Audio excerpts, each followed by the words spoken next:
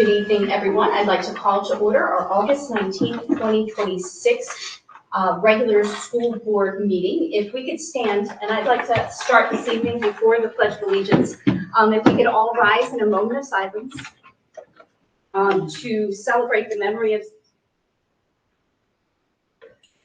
Xander Rexinger and to remember his family. His life was tragically taken this weekend. And it is a family, not that they all aren't, but a family well known to this district. Our hearts and prayers are with them.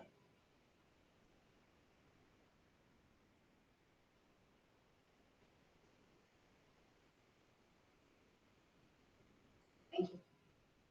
I pledge allegiance to the flag of the United States of America and to the republic for which it stands, one nation, under God, indivisible, with liberty and justice for all.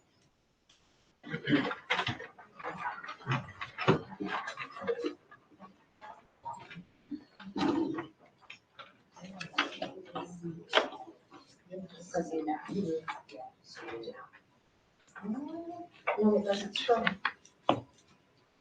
That's how it is. Okay. Okay, we'll move on to roll call. Gina, will you call the roll, please? Director Beer. Here. Director Freeman. Here. Director Hallowell. I'm here. Director Landis. Here. Director LeBlanc. Here. Director Nielsen. Here. Director Ott. Here. Director Ramos. Here. Director Wenholt. Here. And Superintendent Dr. O'Connell. I'm here. Thank you so much, and welcome back to a new school year, everyone. By way of announcements, we have two this evening.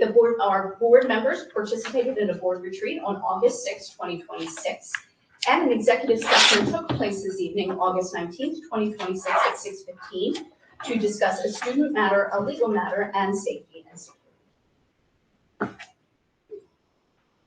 We are attempting to move on. Okay, move on to district recognitions and presentations. I don't think we have any this We evening. do not have any this evening. Okay, so moving on then to committee reports and back to Dr. O'Connell for our first superintendent report of the year. Thank you so much. It's been a very busy summer, and I'm excited to share with you several of the things that have been going on. So this summer, Dr. Donnelly coordinated 2 administrator retreat days filled with timely updates, idea sharing, and various required training opportunities. Additionally, teachers from all levels spent time reviewing curriculum, updating documents, and preparing for new implementations, as well as updates to PDE and legislative requirements. Middle school administrators and teacher leaders participated in training in July for the new CKLA program beginning this year. All middle school English language arts teachers will be receiving multiple training opportunities throughout our Professional Learning Week on August 24th through 26th. In early July, I was in Washington, D.C. to advocate with our members of Congress to support the continuation of E-rate funding at current levels. E-rate is also used to financially support internet access for schools and libraries. In addition, I was installed as a member of the executive committee for the American Association of School Administrators, also known as AASA. As far as summer camps are concerned, girls flag football, there were 35 campers this summer. Baseball camp had 30 campers. Girls basketball camp, 25 campers. Girls soccer camp, 25. And band camp occurred August 3rd through 7th, August 10th through 14th, from 8 a.m. to 5 p.m.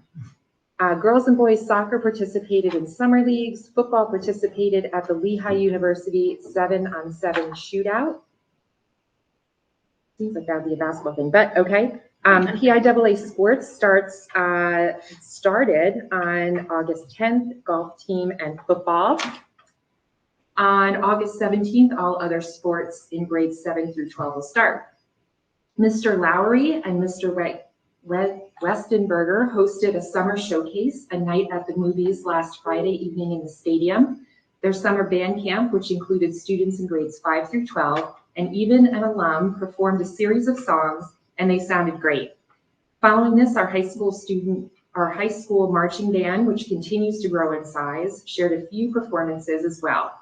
Thanks to the teachers, students, and parents for supporting the arts. And coming up on Tuesday, August 25th, Please join the Madrigal Singers at the Iron Pigs game as they sing the national anthem. They will sing prior to the first pitch, which will occur at 6:45. You can email Mr. Hong for ticket information. I think an email went out about that as well. As far as all the work in the technology department, new interactive projector installs occurred to finish off all elementary schools. Visitor Aware is the Raptor replacement. Kiosks and configuration and installation and training occurred. New PHS stage lighting was installed with the help of maintenance. Replaced Windows 10 workstations with Windows 11 laptops. Replacing secretary workstations, Chromebook recovery, 180 to 200 this summer, and rebuild. They've been very busy. I mean, obviously. Prepping laptops, imaging, Gen Tech updates, worked with Diana on the new website migration, and integrated Google Classroom with PowerSchool. So thank you to Gary and your whole team for all of that work.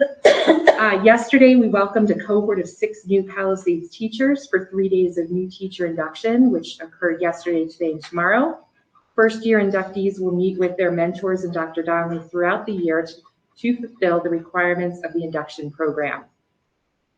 We will be welcoming back faculty and staff next Monday. As is tradition, we will begin the day by introducing our new faces to Palisades, as well as recap of summer work. This year, we have extended the session workshops to 45 minutes.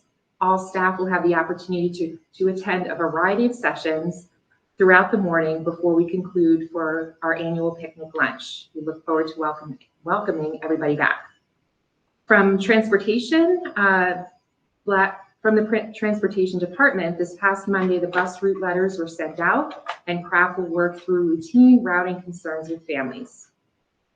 In the news, according to the site Nook Local, Palisades was ranked 2nd of the 13 districts in Bucks County as a best value district measured by academics per tax dollar. The statement specifically noted, the surprise of the list, Palisades sits mid-pack in academic rankings, but it carries the lowest tax rate of any district we cover in Bucks County, and that combination makes it the #2 value district in the county. Fun fact, there is an actress among us. The Amazon Prime show Reacher premiered its 3rd season on August 12th. Our very own Kirsten Goddixson can be seen as an extra in the 1st episode. For those of you going home after this meeting and watching, here are the time markers to see the newest Palisades actress. Episode 1, minute markers 31, she's in a tan dress, and 38, she's in a denim dress, are the moments to pay close attention to find Kirsten. As far as the website is concerned, I really would like to thank Gary, soon to be grandfather Gary Adams, and Diana Santoro for their work on the new website. It looks fantastic and will support the community in accessing and learning about the district. We're so excited for you. And finally, I'd like to wish Director Beer a happy birthday. It also happens to be my son's 18th birthday, so I will never forget Karen's birthday. Born today, right? So happy birthday to both. And that Thank you. concludes my report. Eat cookies and cupcakes, everyone. She swears she made them even though they're sitting. Yeah, that's right. Okay. I just actually have a quick question. Dr. O'Connell, what did you say about AASA? So I was out in Washington, D.C. in July for their advocacy conference, and I'm on the executive committee for ASA. Got it. Yeah. Okay, thank you. Thank you. Okay, we do not have student representatives tonight, though I feel like we should have added a birthday girl report, but she will have her say soon. Moving though on to our extracurricular committee report with Dr. Hoff. Extracurricular will meet next Wednesday at 6:30 here in the library. Thank you very much. Director Freeman, Buildings and Grounds. Buildings and Grounds will meet right after that meeting in this room next Wednesday at 7. Because I skipped. There you go. She's right over you. I apologize. No worries. It has been a long summer. Okay, now's your time to shine, Dr. All Beard, right, with here your we education go. programs and services. Well, there's nothing shinier than the EPS committee. So we met on August 12th. There are 2 items on tonight's agenda that were recommended for approval at the meeting. The first one is the 6th grade digital literacy plan course statement. That's a new course coming this year with the new schedule, so that's exciting. The second item is the MOU with the Bucks County Intermediate Unit for the Chief Science Officer's grant funding. And this funding will provide support to the continued growth of the Chief Science Officer's program. The EPS committee also talked about 5 areas of focus for 26-27. And these areas of focus are intended to guide our discussions throughout the year. These topics include, I know shocking on this one, student achievement data. We will share that data at least 3 times during the year. Updates on the multi-tiered system of supports, also known as MTSS, and that includes interventions as well as PAL and gifted, especially in relation to the change in the middle school schedule. And that brings us to the third item, which is the middle school schedule, regular updates on what's working, what isn't working. The fourth area is technology, what's being used, what is screen time looking like, and of course AI, which is just everywhere. And then the fifth area is the building consolidation of what will that look like, what could it look like, what will programs, innovations, grouping, class size look like with change in buildings. So the remainder of the meeting focused on several informational updates, which included the middle school schedule, the professional learning calendar, and a review of the elementary summer academy. Probably the main point of discussion throughout the meeting was the POM schedule. There were several parents and teachers who were in attendance, which was really wonderful. There was a lot of conversation. One theme that came through particularly strongly during the discussion was just the importance of communication because, again, the schedule's new. There were questions about how the pirate block will work, how academic and intervention needs will be addressed, how students will continue to participate in electives, music, athletics, and other activities. Several committee members and members of the public expressed interest in seeing sample student schedules and really just having additional opportunities for parents to understand the new structure. So we will continue to have these conversations throughout the year. And I know Dr. Donnelly, Dr. Scheibenhofer, Dr. Spearing are all working with parents on schedule changes right now. So our next meeting then will be September 12th. Thank you so much. And we will skip right back down to Director Ramos for our Fiscal Oversight Committee report. Good evening, directors, Superintendent O'Connell, and members of the audience. We had 2 meetings since the last time we've met. I'm going to go over the July's minutes first. So in July, we discussed a number of topics. Some of the topics that we went over are as follows. Excuse me for 1 second here while I pull this up. Okay, we had a presentation for healthcare update from Mr. Dennis Gluck. Mr. Gluck reviewed the most recent pro forma as well as where we are in the district relative to our usage. Stop loss and prescription. Currently, the district is short $250,000, which means that amount will be drawn out of our balance at the consortium. So this is at the consortium level, and this is our portion that we have to add to the IU for that consortium, okay? The district has sufficient funds to cover the 2 months of claims. So we're at where we need to be when it comes to covering claims. The next issue we discussed was the farmland preservation. We have Ms. Donna Wright shared an overview of Act 4, Farmland Preservation, revised in 2006. In summary, there needs to be an agreement between the county, township, and school district in order for a farm to enter the program and have the taxes for that land frozen in the year in which the farm enters the program. Act 4 is a long-term commitment as opposed to a year-over-year change. We discussed Act 319 and Act 515, which are open space tax breaks, and if the land is developed, the back taxes are owed back to the county. The county assessment office communicates new farms in a program, and the school district is notified for taxing purposes. The survey map is developed and shared in the event that there are exclusions to the property. This program is in perpetuity. Under farmland preservation, no farms throughout the state have been removed from the program.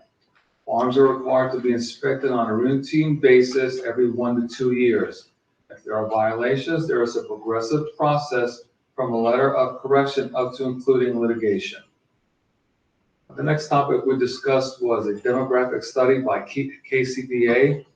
KCBA shared a presentation attached, which was an attachment to our forms here, based on the review of enrollment, building usage, and the state of the buildings. The following items will be researched and added to the presentation at the next Building and Grounds on August 26th of this year. 1, energy use for each of the buildings. 2, conduct similar building capacity analysis of the high school. And 3, analysis of homeschool students based on grade bands K to 2, 3 to 5, 6 to 8, and 9 to 12. KCBA also gave us an update on the Palms Auditorium electrical change order, part of the motorized hoist. The change of the hoist will cost the school $24,022. It was an oversight by KCBA. We have sent it to the solicitor for review. We discussed a new program, Ever Driven, that will be brought to the board this evening. I'll follow up on that in August's report. We had a presentation on the bond issue. We had 4 scenarios for a bond amount of $5.75 million. I'll touch again on that in August's report. We discussed budget transfers, review of financial reports for June 2026, prior month expenditures, a charter school update, a right to know request, an economic update, and that was for July. Going into August, we had our meeting this past Monday in August. We had a presentation again from Mr. Garrett Moore for the bond issue. Garrett presented 4 scenarios with a projected funding of $5.75 million to cover capital projects. The 2 projects in question are the auditorium at the Palms School as well as the sewage treatment plant. Discussion of the committee focused on the following: paying interest on the bond when funds are currently available in capital projects, concerns about funding upcoming capital projects, teasers in healthcare and use of fund balance to balance the budget, option to pay the bond off early. The committee would like to fund balance projection over the next 5 years. The committee recommends proceeding with 19-year level debt funding, which provides the most flexibility. At the September fiscal, the committee will further discuss the approximate ending fund balance for the next 5 years with the bond, with and without the bond. Chris will work with bond counsel to develop the parameters resolution for board consideration in September. A vote in September in favor of the parameters resolution means that the district is moving forward with the bond. Item 2, sewer treatment plant change orders. We had Mr. Al Krauthammer and Crystal Hessler from Cohen Associates. We discussed about the 4 change orders from Twining, which is a contractor for the sewer plant, which include change order 1 for $1,588.37 for piping changes needed on the drain line out of the building due to existing conditions not matching the plans. Change order number 2 for $955.06 for a breaker change in the site's main power panel driven by changes in the final control panel design. Change order number 3 for $8,429.44 for additional costs to have the main panel expedited to avoid project delays caused by supply chain delays. Not approved. Change order 4, it was a credit for $5,805 for using the existing generator pad in lieu of demolishing and pouring a new pad. Just want to note here that these change orders that were brought to the board were done by the subcontractor without getting approval from our district and or our board here. So at the last fiscal meeting, we asked why these change orders were moved ahead as opposed to getting approval for them, and those were the reasons why.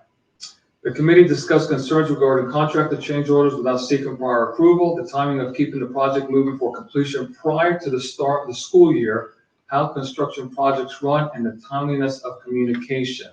The committee is recommending moving forward on change order 1, 2, and 4, change orders to the board for consideration. Total cost will be, for all approved change orders will be a credit to us of $637.13. Project notes, starter procedures are occurring today with the goal to have the plant fully operational by the start of the school year. Bank depositories annual. We only had one change. TD Bank is being removed as one of our depositories. Committee is recommending moving these bank depositories to the board for consideration, and those are Pliget, PSDLAF, PA Invest, and Penn Community Bank. We had renewals of 4 contracts. I'll go through them quickly. The one was for Woods Services Agreement. This is an annual renewal, and this has to do with the special education for our students. The other one is Lakeside School Renewal Agreement, which details the terms for out-of-district student placements. The committee is recommending moving the agreement to the board for consideration, as well as the last one, Wood Services. We are recommending moving the agreement to the board for consideration. LifeWorks Renewal, this renewal agreement, which details the terms for out-of-district student placements. Again, we are recommending moving it for board for consideration this evening. And the last one here was the Brett Denovi Associates. This is a renewal agreement which details the terms for the district to fill employee vacancies when the positions have been posted but not filled internally. There are no positions currently being filled by Brett Denovi Associates. However, as we get closer to the start of the school year, we will likely access these services for any positions that remain unfilled. We are recommending moving forward for consideration this evening. MOU to use third parties for unfulfilled IA and PCA positions. This is a renewal. The MOU renewal defines the terms in which the district engages with third-party vendors when internally posted positions remain unfilled at the start of the school year. We're recommending this MOU for the board for consideration this evening. IDEAB, use of funds agreement. This is an annual thing that comes up to the board. By approving this agreement, the district agrees to use IDEAB federal funds for special education purposes. We are recommending moving forward with this agreement here.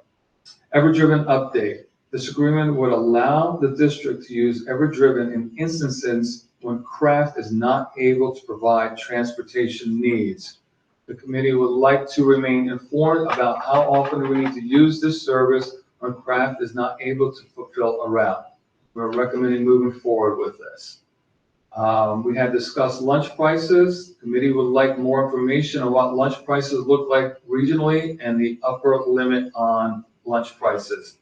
Middle school and high school is moved from $3.25 to $3.35, an addition of 10 cents. Elementary from $2.75 to $2.85, an addition of 10 cents. As of today, the increase was 3.4% increase in line with the current CPI, our Consumer Price Index of 3.4%. Lunch prices have not been raised, if I'm not mistaken, since 2019, Colleen? 2019. Thank you very much. Prior month's expenditures, we are just below the 5-year average. Our 5-year average is 4.18%. We are at 5.24%. In 24-25, we're at 5.5, and 25-26, we're at 5.79. We have inflationary things attacking us here, and we're doing as best we can to try to keep these prices down. Is that fair enough to say? Yeah. Thank you very much, ma'am. Committee questions. We have questions regarding STEM Club, how grant funding flows and EDR payments, Game Work Fitness Center workers rates. I also shared fiscal goals that I presented to all the board members and brought up to the committee meeting. I'd like us by next month to solidify those goals so we can move forward with them. We had a right to know request report, economic updates, and that is it. Any questions? Thank you. Could you go over just real quick again the POMS adjustment the change order. So Yes. we took out the hoist and we're getting charged 29,000. Well, so Or- we're not getting charged, we have sent it back to KCBA. At the meeting, it was brought up about the adjustment, although KCBA never brought it to our attention.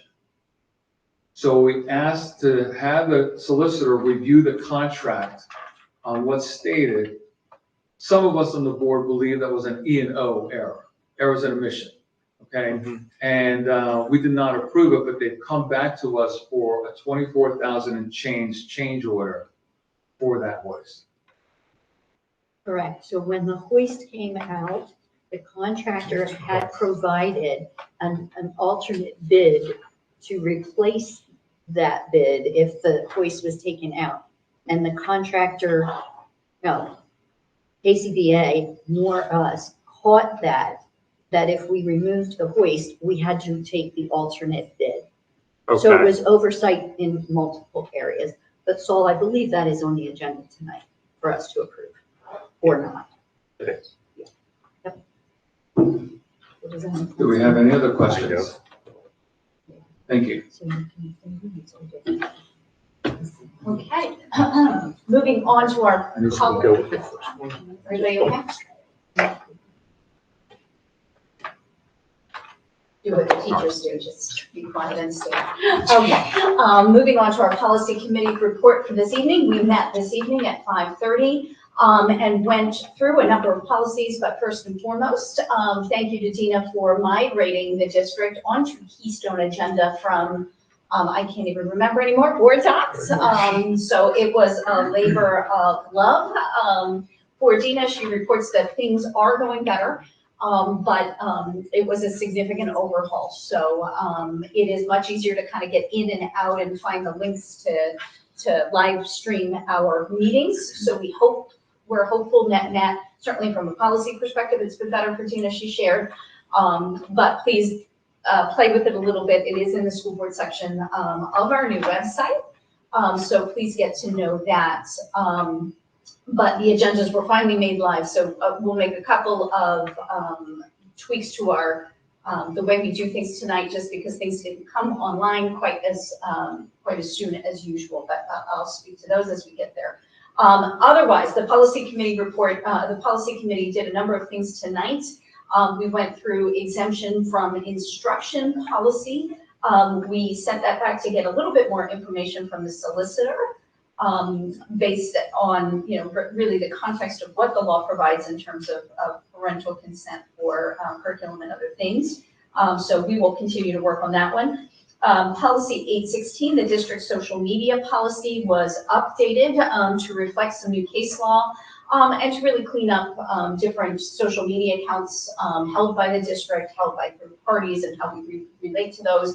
But most notably, how school board directors can use their social media in a way that falls under the Right to Know Act. So I know I probably send a yearly reminder. I know I've done it. I don't think I did it quite this year yet, to make sure that your personal social media accounts are clear and have a disclaimer that they are your personal accounts. I have a sample language if anybody needs it. But the policy moving forward will have a specific section as to our board directors and how to handle social media going forward. So please take a look at that.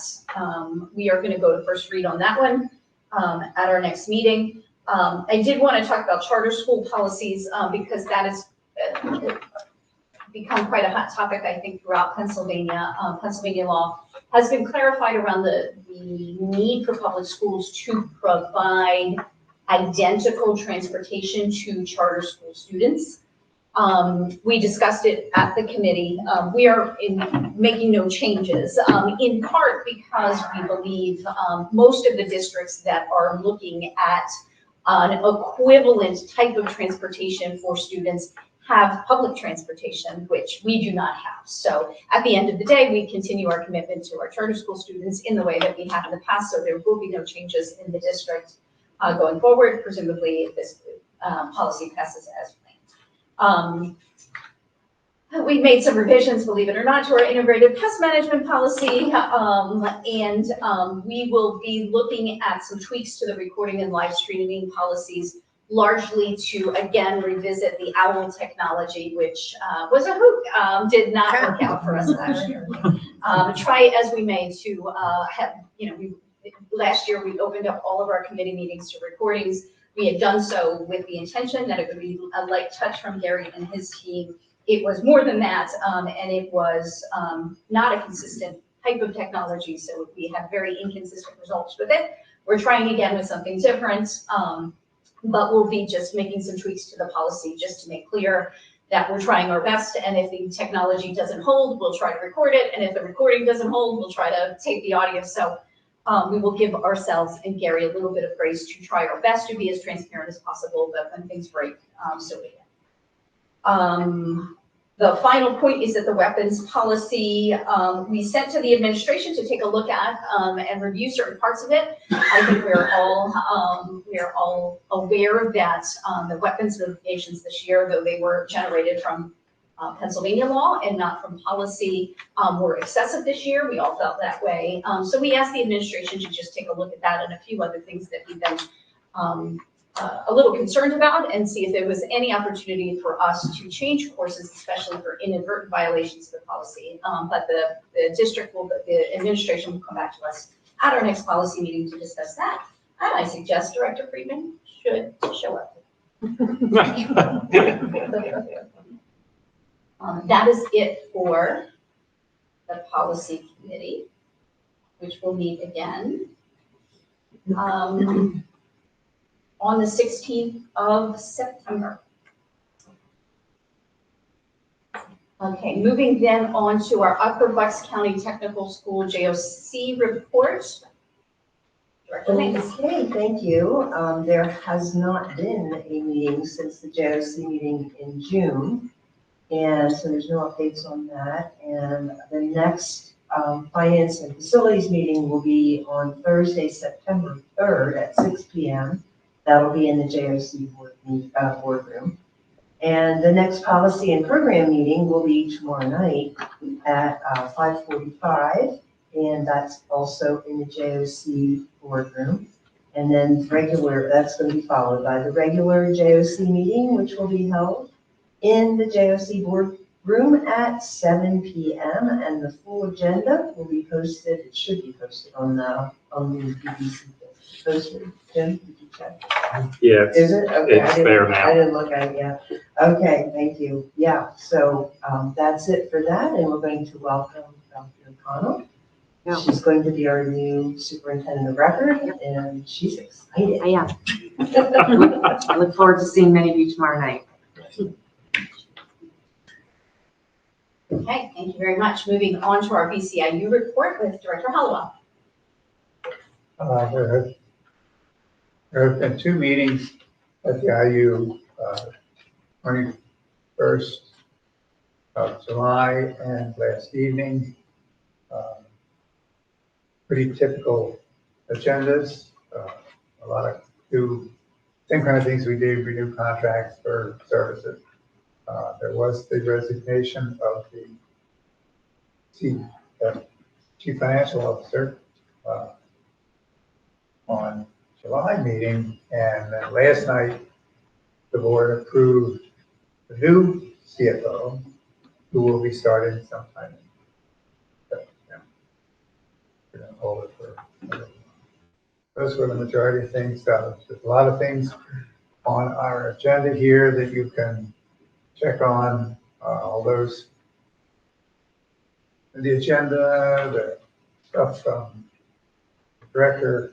There's a lot of information. You just check on them, and it's all there for presentation, financials. Thank you very much. Moving on to our PSBA liaisons tonight, it looks like Director Nielsen's up and ready. I am. So PSBA has a lot of things directed at some very specific people right now. And so there is a monthly exchange that's directed towards board secretaries that can be access through the link on PSBA.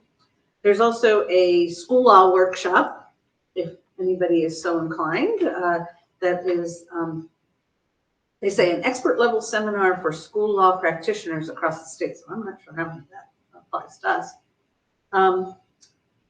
I am interested in the liaison quarterly meeting, which will happen in October.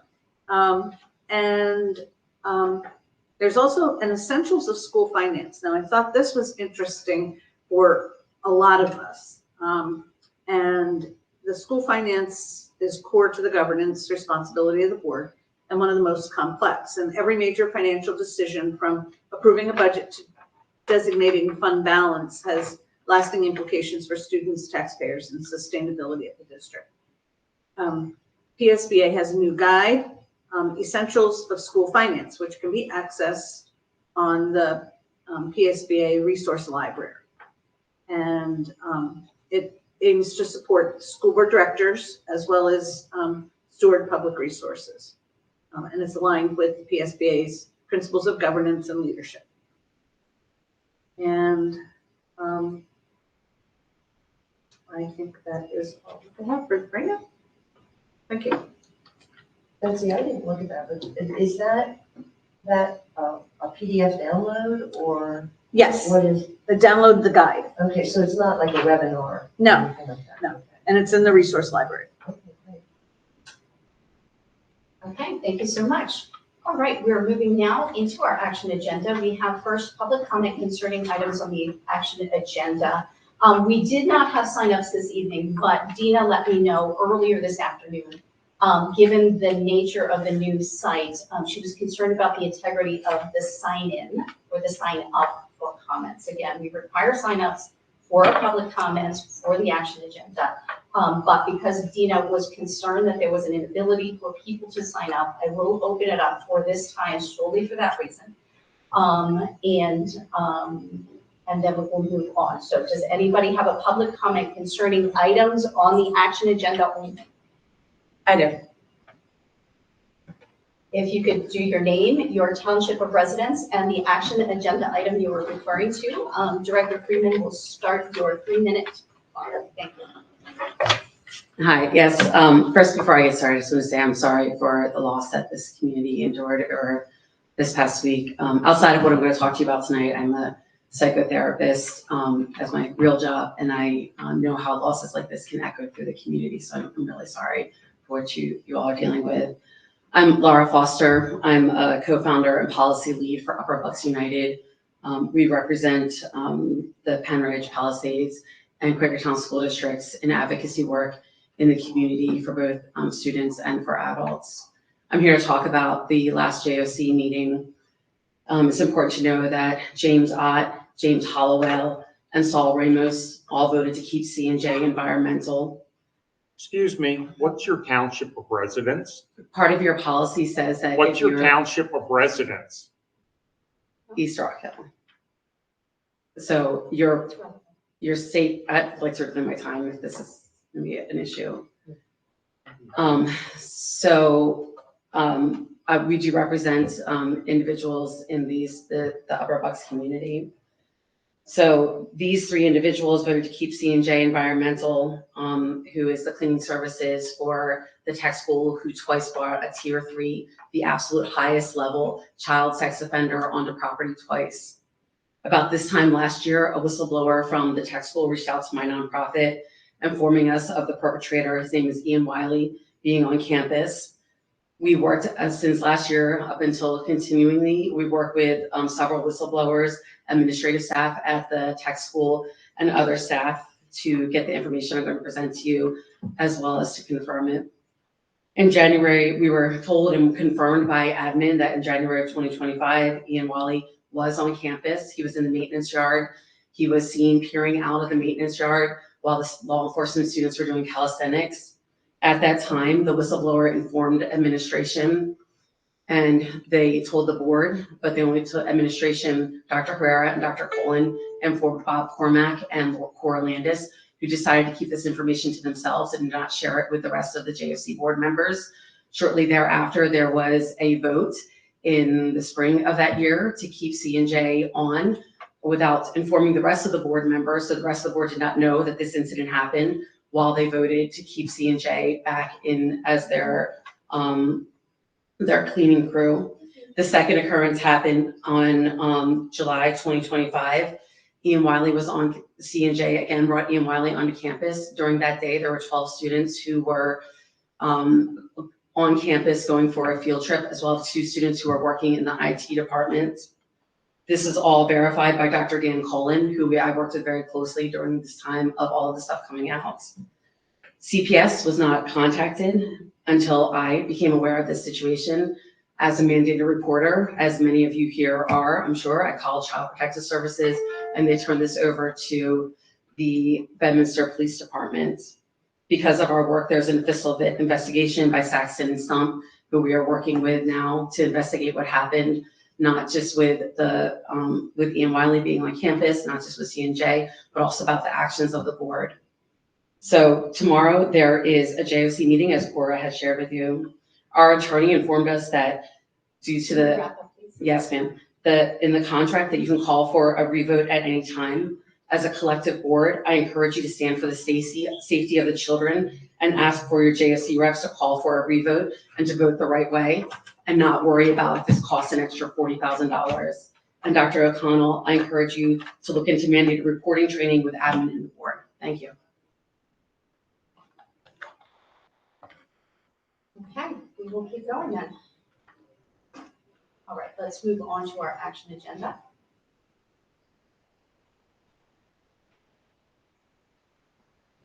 Okay, action agenda items.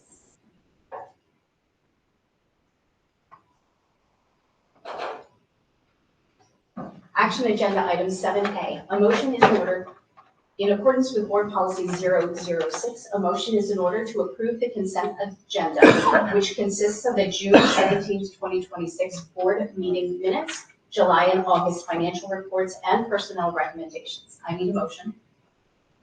Linda, I'll make the motion. Thank you. To have a second. I'll second it. Thank you. Any comments, questions, or concerns?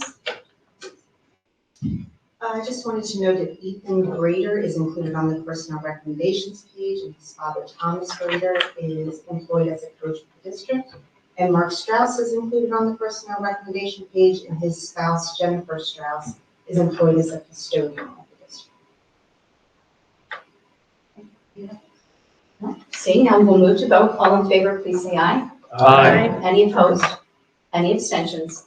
Motion carries 9-0.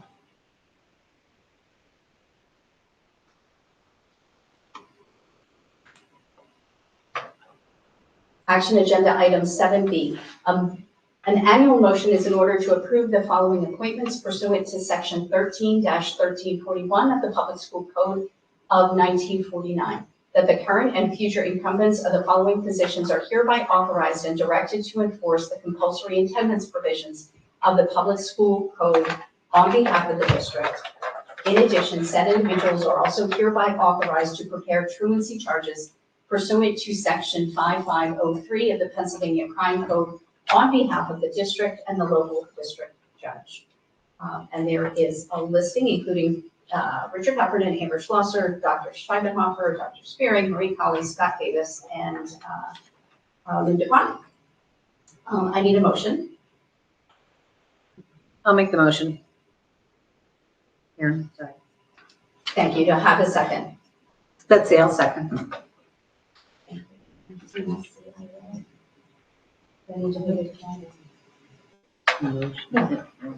Does that just pass? Sorry, this looks and feels a lot different. I think okay, I'm just making sure there's a recommended motion below, and I wanted to make sure we read all the information that was there, and we did. Okay, so we have a motion, we have a second. Do we have any questions or concerns? Seeing none, we'll move to vote. All in favor, please say aye. Aye. Any opposed? Any abstentions? Motion carries 9-0.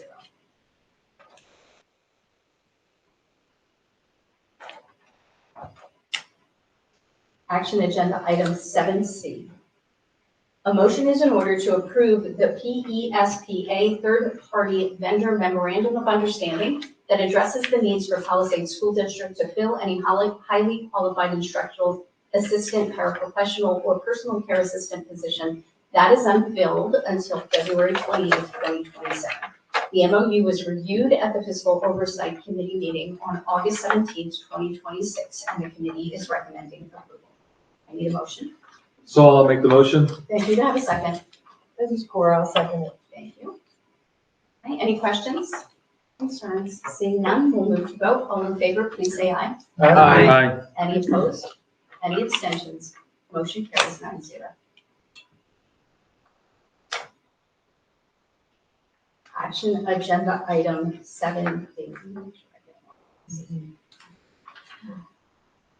An annual motion is in order to approve the use of George Crafton Jr. and Sons and their assigned eligible drivers to transport Palisades School District students for the 2026-2027 school year. Eligible drivers must have up-to-date clearances, a TB test, and a valid and appropriate lessee driver's license on file with the district. I need a motion. I'll make the motion. Thank you. Do we have a second? I'll second it. Thank you. Any comments, questions, or concerns? Seeing none, we'll move to vote. All in favor, please say aye. Aye. Any opposed? Any abstentions? Motion carries 9-0. Action agenda item 7E, an annual motion is in order to approve the use of ESS and source for nurses and their assigned staff to substitute at the Palisades School District for the 2026-2027 school year.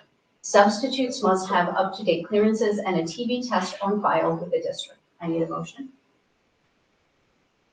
This is Linda, I'll make the motion. You don't have a second. This is Jim, I'll second that. Any comments, questions, or concerns? Seeing none, we'll move to vote. All in favor, please say aye. Aye. Any opposed? Any abstentions? Motion carries 9-0. Action agenda item 7F. An annual motion is in order to approve the use of Whitson's Nutrition LLC and their assigned staff for food service at the Palisades School District for the 2026-2027 school year. Employees must have up-to-date clearances and a TB test on file with the district. I need a motion. This is Saul. I'll make the motion. Thank you. Saul, do I have a second? Cora, I'll second it. Any comments, questions, or concerns? Seeing none, we'll move to vote. All in favor, please say aye. Aye. Any opposed? Any abstentions? Motion carries 9-0.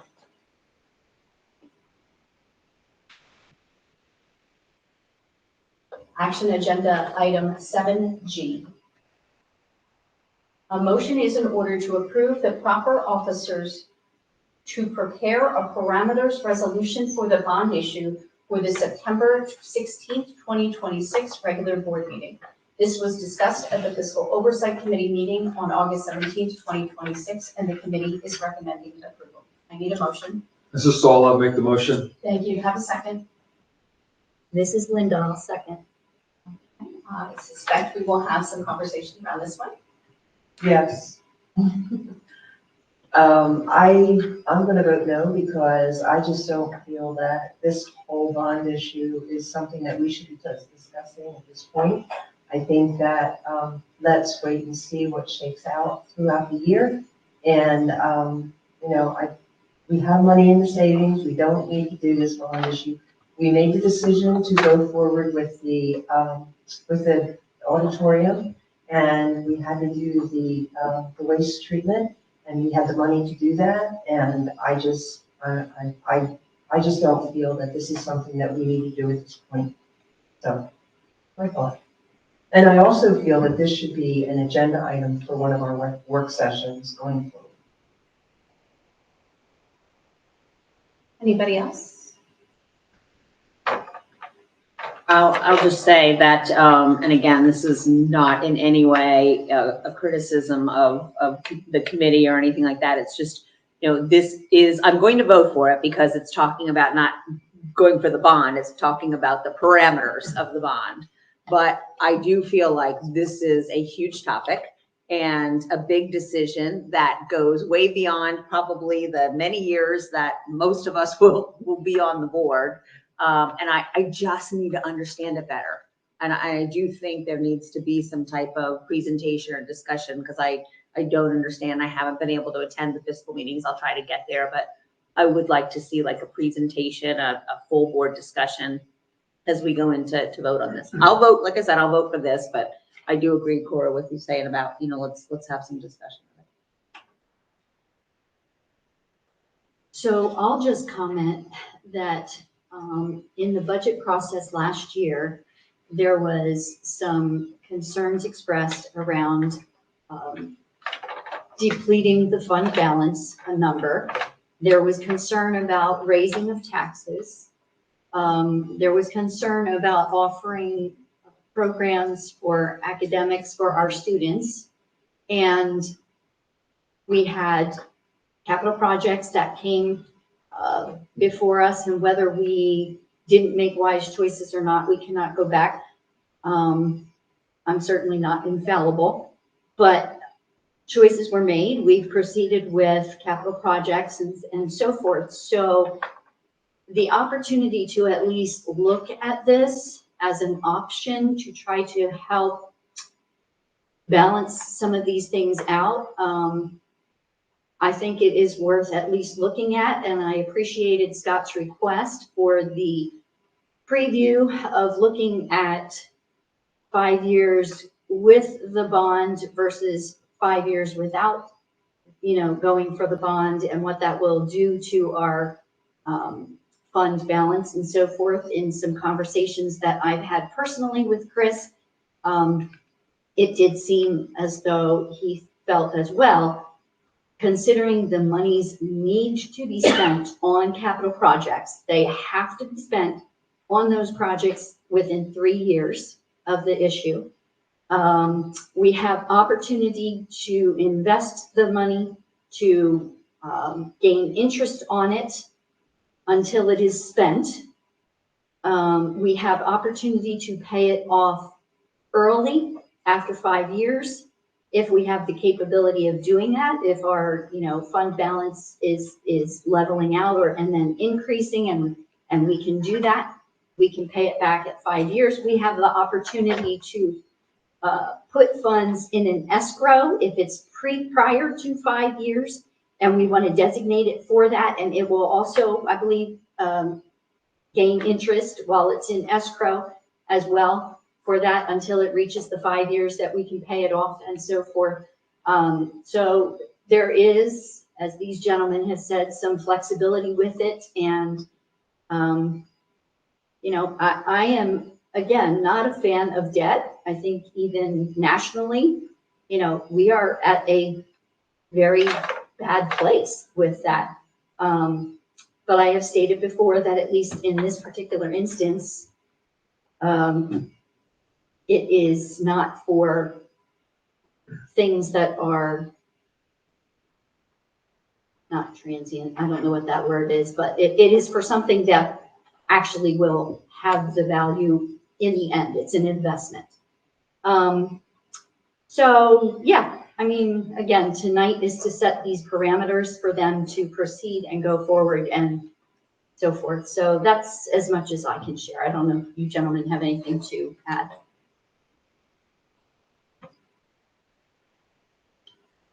I'll just throw out that I personally have not made a decision on whether, I feel it's a good idea to move forward with the bond. I was in favor of moving this forward for the parameters, just like Dr. Beer said. This is not tying our hands to definitely doing it at this point. So, and I did, as Director Wentholt mentioned, I asked for some things at this fiscal meeting to try to help give me information, and hopefully other members might find it helpful to make an informed decision as we move forward. But at this point, to me, it's just exactly, it's still gathering more information, it's moving it down. But I anticipate at the next fiscal meeting, probably a pretty hefty discussion over it, and probably at the next board meeting. So those are at least my thoughts. Thank you so much. I'll add my 2 cents in. I am equally skeptical. I will vote for this because I will never say no to learning more information. I think that's necessary and appropriate.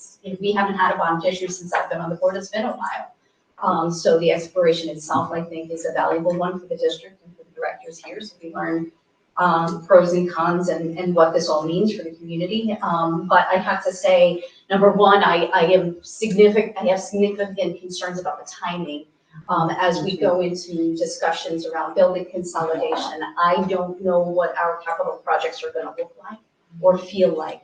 So whether it's 2 million, 5 million, 20, I won't say 20, because we won't do that. But I feel like I need to know more about the future of what we're doing with those decisions before I can commit to any debt related thereto. That's number one. And number two, I worry a little bit about the delta as between interest payments and interest income. At least at my house, it's not adding up. What we pay back in our mortgage was blissfully a long time ago and at a good rate. But, rates of borrowing right now are quite high in terms of interest rates. And we're not seeing a whole lot of bank. District has a whole lot more money than I do. So perhaps, Chris has a vision on that. So I'd have to learn really more about the strategy behind this. I don't feel like I understand it. And I'm coming from a place of, this doesn't feel like it makes common sense to me. I can get beyond that, but really need to learn more. Okay, anybody else, comments, questions? I think there's more discussion to be had here. Okay, we will move to vote then. All in favor, please say aye. Aye. Any opposed? Opposed. Any abstentions? Motion carries 8-1. Thank you. I think we're up to agenda item 7H. A motion is in order to approve the following bank depositories for the 2026-2027 school year. The depositories were reviewed at the Fiscal Oversight Committee meeting on August 17th, 2026, and the committee is recommending approval. They include Penn Community Bank, PA Treasury Invest, PA Treasury Invest, I got it. I didn't have commas. PA Local Government Investment Trust and PA School District Liquid Asset Fund. I need a motion. That's Saul, make the motion. Thank you. Have a second. This is Scott, I'll second. Okay. Any questions or concerns? Seeing none, we'll move to vote. All in favor, please say aye. Aye. Any opposed? Any abstentions? Motion carries 9-0. Action agenda item 7I. There it is. A motion is in order to approve the IDEA B use of funds agreement. The agreement was reviewed at the Fiscal Oversight Committee meeting on August 17th, 2026, and the committee is recommending approval. Need a motion? This is Saul, I'll make the motion. Thank you. Have a second. This is Linda, I'll second. Any comments or questions? I'm not sure I understand this. Could somebody clarify what that? I don't remember doing this before. I don't remember seeing this on the agenda before. Thank you, Chris. It's an annual item. The agreement basically says that we agree to use IDEA funds for special education purposes. That's really all it And is. that's a federal, it's That's like a federal. federal grant. It's a federal grant. Okay, thank you. Anything else? The chart below, did it get, because it says prior month expenditures to date, summary July. Yeah, it should have the attached agreement. No, I just was questioning what the chart was Yeah, referring to. that's what I didn't The chart understand. is in It doesn't apply to this? Is that? Need somebody else to answer.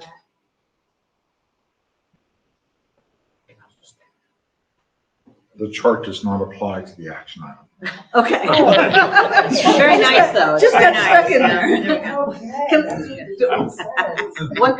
What doesn't apply to? That's part of. Yeah, applies to the next, Does it go to the next? no. No. It's part of the monthly financial package that we take to the committee. Okay. It's a new program. That's what I was attributing it to, but I was just like, okay, I better check. Give Keystone Agenda a little grace. Okay, where are, so I think we're ready to vote? Yes? Okay, all in favor, please say aye. Aye. Any opposed? Any abstentions? Motion carries 9-0. Thanks for asking that. That's really one question. Get that in there somewhere. Action agenda item 7J, a motion is in order to increase the price of school lunches by 10 cents. This was discussed at the Fiscal Oversight Committee meeting on August 17, 2026, and the committee is recommending approval. Just to be clear, the middle school and high school will go from $3.25 to $3.35, and the elementary school from $2.75 to $2.85. I need a motion. Mrs. Saul, I'll make the motion. Thank you. Do I have a second? Score, I'll second it. Any comments, questions, or concerns? Seeing none, we'll move to vote. All in favor, please say aye. Aye. Any opposed? Any abstentions? Motion carries 9-0.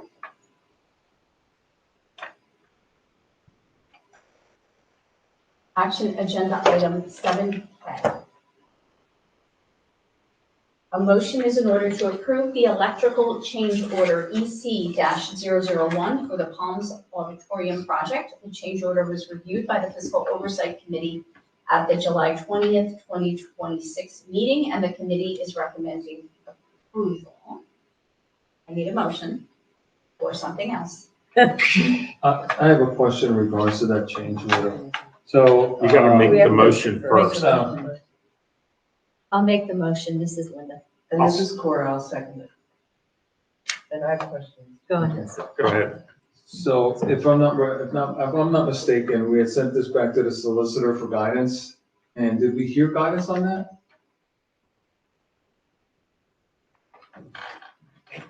We did. It's not an E&O issue because you're no worse off than you would have been had we just accepted the alternative at the beginning. So do we go back to the KCBA, correct? Yeah. So they were the ones that omitted it. So did we go back to them and see if that they would compensate any part of this? The solicitor said you're no worse off. No worse off. Thank you, Chris. Okay, so I think the board is probably wondering what our options are here. Would the fiscal committee like this to go back to the fiscal committee for more discussion, or is this an urgent item? I don't know where we are in the Palms project as related to this particular change order.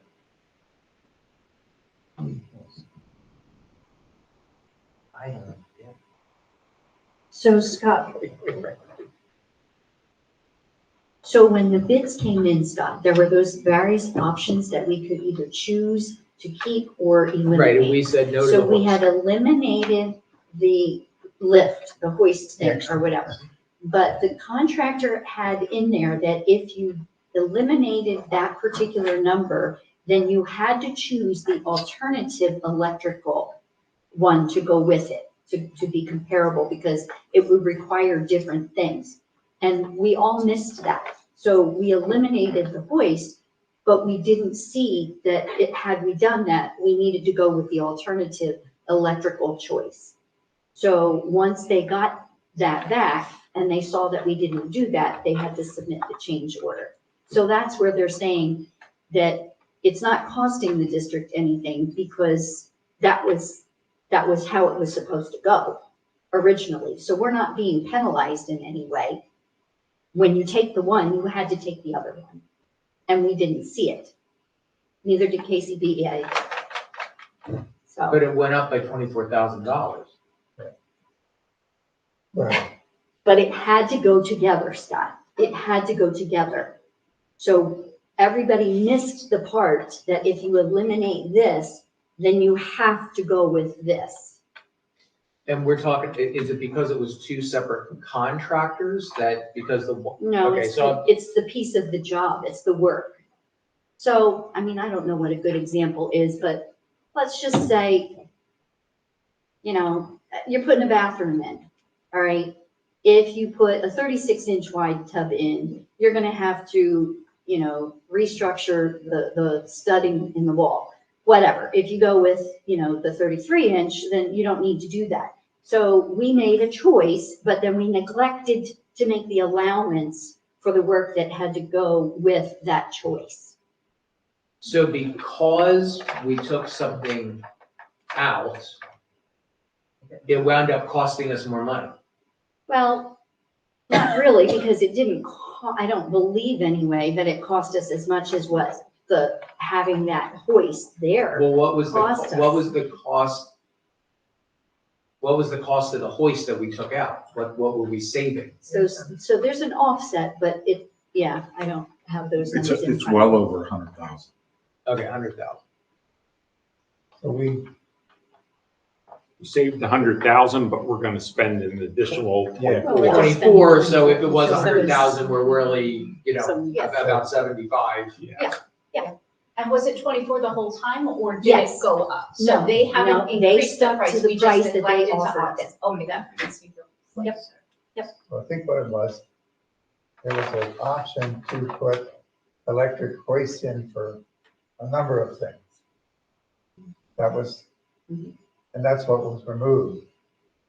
But when that was removed, the motors or the controls for the remaining lift hoist had to be put back in, if you follow. But you still need a mechanism to be able to Yeah. bring those lights up. So I'm starting to understand it better, but then my understanding is that KCBA, while giving us options, it sounds like they did not accurately give us the option of taking this out, because they said, well, here's your option, you can remove this hoist at a savings of 100,000 some odd dollars, but we were not provided the information that it actually wasn't, there was gonna be this other charge then if we took it out of 24, so we didn't have that information. I believe the information was there, Scott. It just Oh, okay. wasn't brought to our attention.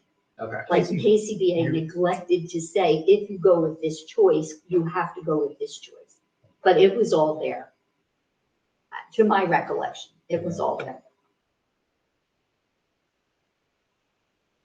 So I guess it comes back to us, is there more discussion to be had, or is it is what it is at this point, and we are sort of locked in? I don't know if it Well, do really we wants have to a go choice? back to KCBA, Do we have a or, choice? I mean, what do we? I don't know. That's, I suppose, to the fiscal committee as to whether there's additional options here. I don't want to negotiate in public forum though, so.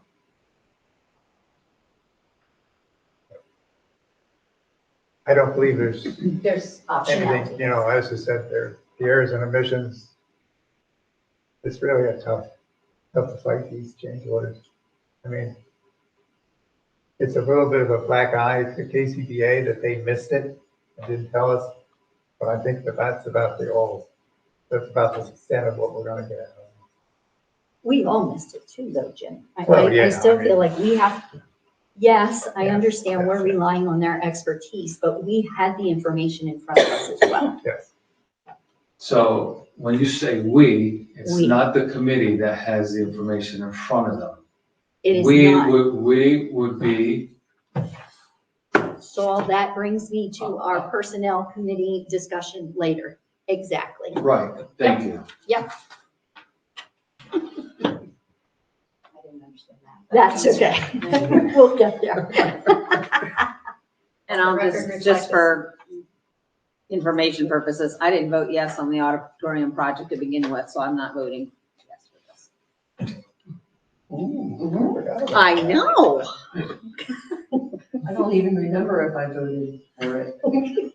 I guess I have to go back and. But I'm not an electrician either, so I really don't feel that I'm responsible for missing that. It sounds like this should have been, I'm comfortable with it simply because it sounds like it wasn't a change, it was, we missed it. So it is unfortunate, but, are we ready to vote? Okay. All in favor, please say aye. Aye. Any opposed? Opposed? Any abstentions? Motion carries 8-1. And on that note, A motion is in order to approve sewage treatment plant change orders numbered 1, 2, and 4 as per the attachment. The change orders were reviewed at the Fiscal Oversight Committee meeting on August 17th, 2026, and the committee is recommending approval. I need a motion. Mrs. Saul, I'll make the motion. Thank you. Do I have a second? Mrs. Scott, I'll second. Thank you. Can we do a brief summary of what the change orders are? Change order 1, change order 2, change order 4. I read them all in the minutes. I can read them to you again if you like. Okay. That's what Okay. So what's the Oh, when you- ramifications of number 3, that control panel? Okay. So the control panel's already installed. Oh, it is? Yes, it is. Okay. And if I'm not mistaken, they were waiting for, and Al, maybe you can help us out here. Did MedEd make it out here to make the connection? They did. Okay. So MedEd made a connection this week. That was one thing that was holding us back from putting that sewage treatment plant online. I just, Okay. Was there cost? I have them in front of me if you want me to read them. Change order 1 was 1,005, I can't remember what numbers now. Even though I'll keep repeating them, 1,000, it's really small, $1,588, I think. Change order 2, 955, more or less. Change order 3, we're not doing, correct, and change order 4 is $5,000 in our favor, and Credit. they found a savings. So net, I think net, we're positive here, Unless we do 3. unless we do 3.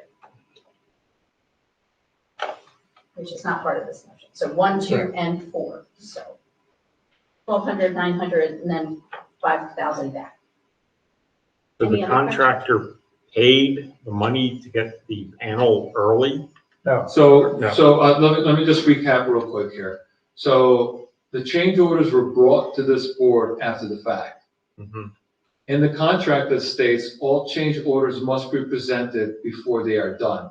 The contractor took it upon himself to do the change order and then brought it to our board. KCBA, Cohen and Associates, the contractor, subcontractor, and contractor went to Cohen and Associates to inform them of the change order. They took it upon themselves not to inform PSD. Okay, Okay? all right. Thank you.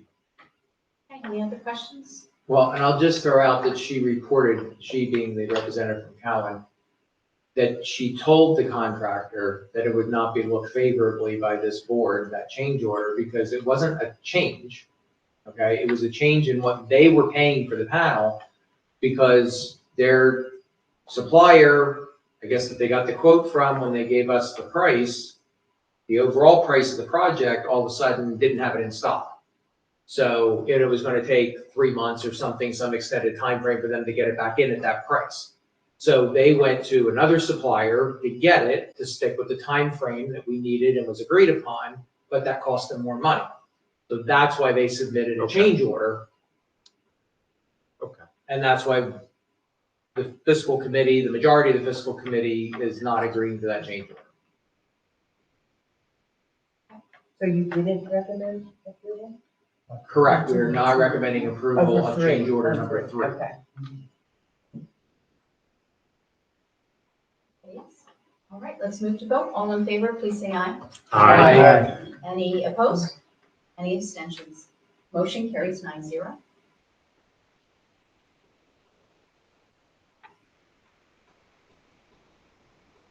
Action agenda item 7M. A motion is in order to approve the contract between the Palisades School District and Everdriven for transportation services. Should be my nickname. The contract was reviewed at the Fiscal Oversight Committee meeting on August 17th, 2026, and the committee is recommending approval. I need a motion. Mrs. Saul, I'll make the motion. Thank you. Have a second. Mrs. Scott, I'll second. Any questions? Yeah, I just have a concern with this, and I believe, Saul, when you gave the minutes, you were talking about how this is going to be watched closely, and there's going to be a report to see, when it was used and why it was used and all that. for the end of the year. So I am not for this. I don't know, there's just something about it that just kind of, I'm not exactly, but I will vote yes, but definitely stay on top of it and, have the fiscal committee make sure we stay on top of how much it's being used. I do have a question on this. If I remember correctly, at fiscal, it was asked if this was comparable to craft. And Colleen, I believe your answer was that it is comparable to craft. Did someone make the comment that the services of this nature are not part of craft's contract with us? Or it's contracted differently, or am I mistaken?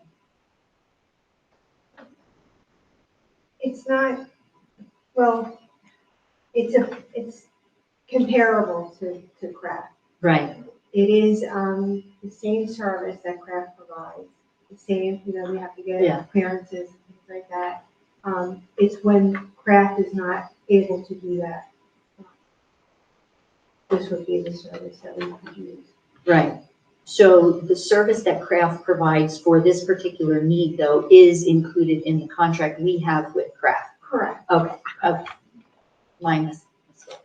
Thank you. So my concern would be that if we have this service and Kraft knows that we have this service, they may be turning down. I mean, they've had, I don't know. I don't know. I just don't feel comfortable with this. Yeah, I'll just say, number one, I believe, and I could be wrong, but I thought, Colleen, that you had mentioned that the cost is more than what Kraft is at the fiscal meeting.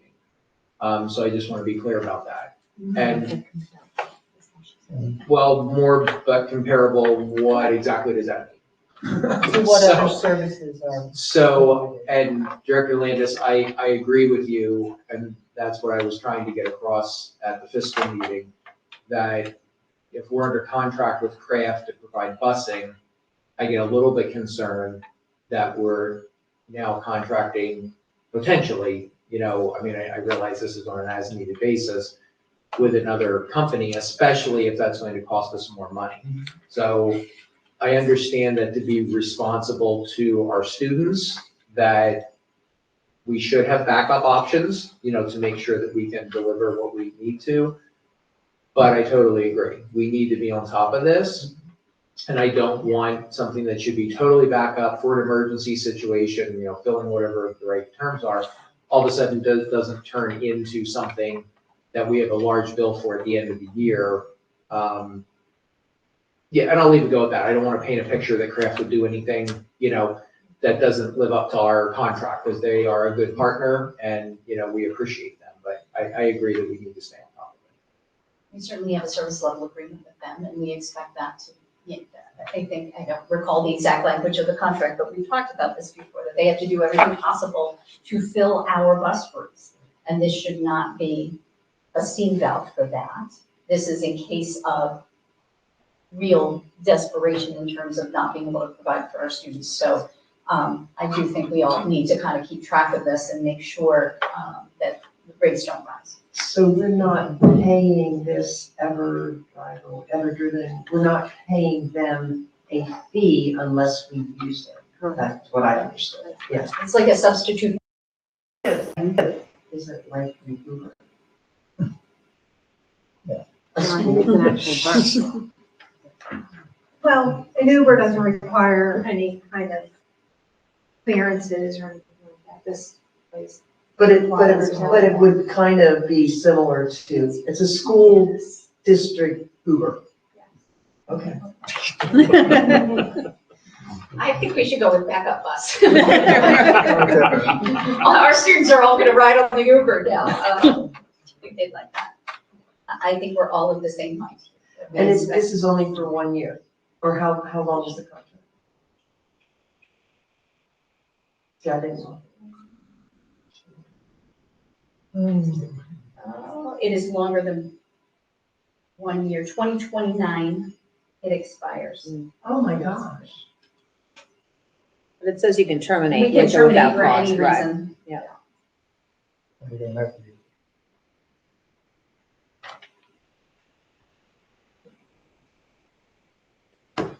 We can't go. No, sorry, I missed out of it. Give me a minute. Yes, you can use that. You can play. Yeah, but it- She got when- out of it. When you go into a document and then hit the go back Yeah. button, it takes you totally Oh, out yeah. of the agenda, so. There is I'm a- not- nobody people what- There is. I gotta tell you. I discovered it. I did it a couple times. Dina, How was that great today? You shouldn't make your own document and then Yeah. you're out of the program. Oh, you're right, huh? Oh, yeah? Yeah, so that's what I did. Right. Oh, like opening a new tab? Right. Opening a new tab, yeah, okay. New tab. Okay, Yeah, and that document. that's true, okay, that makes sense. Okay, so there, I have found my place. We're at seven M. We have a motion, we have a second. Now we need to vote on the ever-driven contract, okay? All in favor, please say aye. Aye. Any opposed? Any abstentions? Motion carries 9-0. 7N. A motion is in order to approve the consent agenda for the renewal of the agreements between the Palisades School District and the following companies for the 2026-2027 school year for special education and related services. The agreements were reviewed at the Fiscal Oversight Committee meeting on August 17th, 2026. The committee is recommending approval. We have a contract for Woods Services for Lakeside School and for Foundations Behavioral Health. I need a motion. This is Saul, make the motion. Thank you. Do I have a second? This is Scott, I'll second. Any questions? Seeing none, we'll vote. All in favor, please say aye. Aye. Any opposed? Any abstentions? Motion carries 9-0.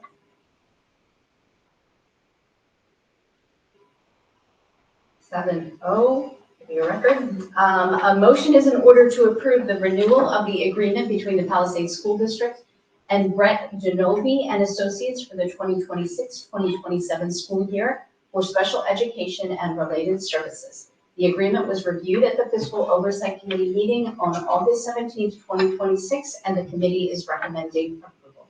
I need a motion. This is Saul, make the motion. Thank you. Do I have a second? This is Scott, I'll second. Any questions? Seeing none, all right, we'll move to vote. All in favor, please say aye. Aye. Any opposed?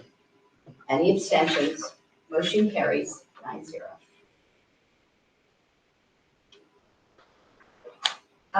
Motion 7P.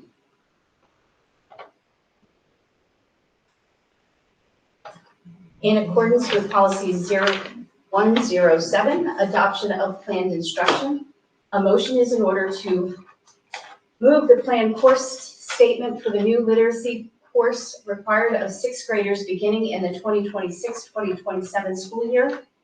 This was discussed at the EPS committee meeting on June 10th, 2026 and August 12th, 2026, and the committee is recommending approval. I need a motion. This is Karen, I'll make a motion. Thank you. Do I have a second? This is Betsy, I'll second. Thank you. Somebody else talk for a second? No questions, nothing? No waxing poetic. Okay. We'll move to vote. All in favor, please say aye. Aye. Any opposed? Any abstentions? Motion carries 7-0. Fan in the budget. Okay. 7U.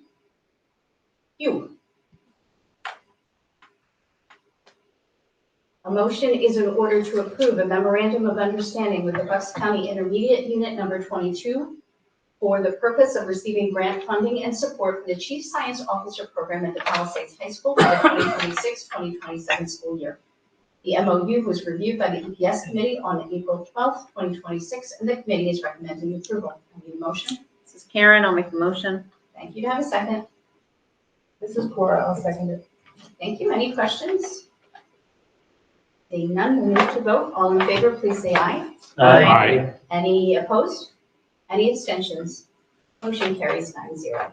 I think we should say thank you to our faculty members responsible for bringing this in. Yes, we have Just Dylan Fidel. wonderful program.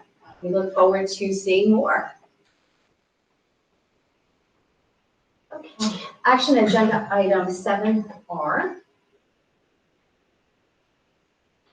A motion is in order to approve the adjudication of the student residency hearing for case number RA1-2026-2027. I need a motion. This is Linda, I'll make the motion. Thank you. To have a second. Jim, I'll second it. Right, we'll move directly to vote. All in favor, please say aye. Aye. Any opposed? Any abstentions? Motion carries 9-0.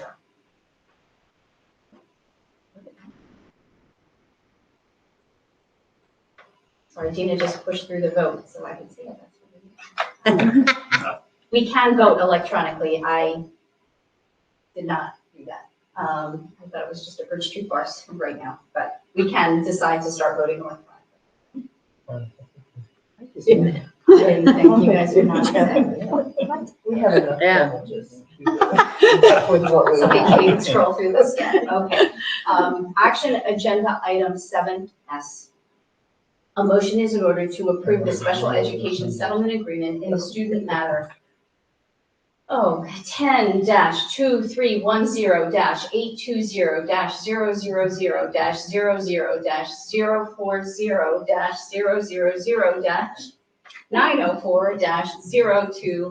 10-2310820000000-904-0200. The agreement was reviewed at the executive session that took place this evening. We'll move directly, no, I need a motion. I'll make a motion. Thank you. To have a second? I'll second it. Thank you. We'll move directly to vote. All in favor, please say aye. Aye. Any opposed? Any abstention? Motion carries 7-0. Bless you. Okay, so we're moving now tonight to discussion 8A about a personnel committee. I think I have any notes here. Okay, I am going to give the floor to somebody else while I have a little drink of water. Does anybody want to open up this discussion? All right, I'll start. So when Dr. O'Connell and I were talking about goals and things like that, I brought up the topic about a personnel committee because it was something that came up here in different conversations as we were talking about a variety of different topics. There are certainly, and Dr. O'Connell shared some of these things, there are a lot of personnel issues that other committees take care of. So for example, at EPS, we always approve substitutes and things like that, which could go to the personnel committee. So this committee could take off the plate of the other committees some of these items. We also have this year some new things that are being worked on, like 360 evaluations or feedback. We have community surveys and things like that that also could be part of a personnel committee. So that was kind of the thinking of, is this something that we put in place? Again, it needs to be established. We need to decide who's on it. We need to decide how often it meets and all of those things, but we thought we'd put it here for some discussion. Thank you, Karen. So this would not be just board members. No, I think it would be like a board. I think the thinking was that it would be like a board committee. And to be clear, Director Hollowell, some of those other things like the 360 reviews, so that Dr. O'Connell is leading those efforts with members of the Act 93 and other folks. So there are other pieces of this that have other stakeholders that might have some degree of like a presentation at a personnel committee, but that is run through Dr. O'Connell and the district staff. So that's not, that's a little bit different. So there could be some administrative representation on that committee. Is that a good way to put it? How we have all others. That there's an administrator on each committee, right? Sorry, that's how we Yeah. structure all of our other Yes, we do. committees. Okay. So there are other boards that have them, there are other boards that do not have them. It is made a little bit more complicated by the fact that some of the personnel discussions are executive session material. So that is a bit of a wrinkle here. So that makes things, I think, tricky to determine what the committee can tackle, and what it should not tackle in a public setting. And there's very little, but obviously things that relate to, employment, are not always, for public meetings. Depending on the law, we follow the law on that.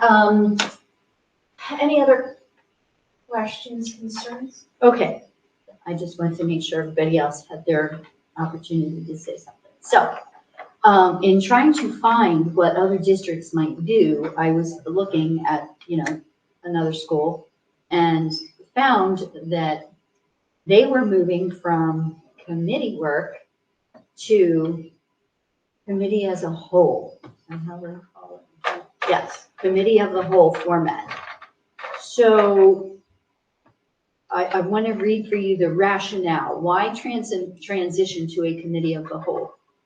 Now, they only have three. Which one we have? 4, fiscal, policy, EPS, buildings, grounds, extracurricular. We got 5, okay? And if we're talking about personnel, potentially 6. Okay, so they have 3, but they do join theirs. So they have like policy and finance. They have buildings, grounds, transportation, cafeteria, and then they have academics, arts, and athletics. So they do have it structured differently. But anyway, moving from 3 separate committees to one unified non-voting meeting provides several key benefits for the board, the administration, and the community. Elimination of information silos. Under the current model, board members who do not sit on a specific committee rely on secondhand summaries to understand complex issues. We have a perfect example of that this evening, right?